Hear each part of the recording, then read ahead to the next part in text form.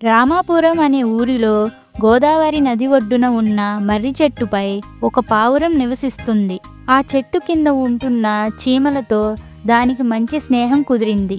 ఓ ఏడాది గోదావరికి వరదలు రావడంతో చీమల పుట్ట మొత్తం ప్రవాహంలో కొట్టుకుపోయింది.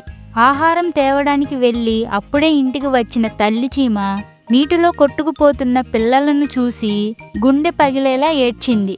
చీమ కష్టాన్ని చూసిన పావురం రివ్వున ఎగిరి ఒక ఆకును కోసి నీటిలో కొట్టుకుపోతున్న పిల్ల చీమల దగ్గరలో వేసింది. ఆ ఆకుపై ఎక్కిన చీమలు తమ ప్రాణాన్ని కాపాడుకున్నాయి. ఇది గడిచిన కొన్ని రోజులకు పక్షులను వేటాడుతూ వస్తున్న వేటగాడు చీమ కంటపడ్డాడు. చెట్టుపై ఉన్న పావురాన్ని చూసిన వేటగాడు దానిపై విల్లు ఎక్కుపెట్టాడు. చీమ ఎంత పిలిచినా పావురానికి వినిపించలేదు. చివరకు చీమ ప్రాణాలను తెగించి వేటగాడి కాలును గట్టిగా కుట్టింది. ఆ నొప్పితో వేటగాడు అరవడంతో పావురం రివ్వున ఎగిరిపోయింది.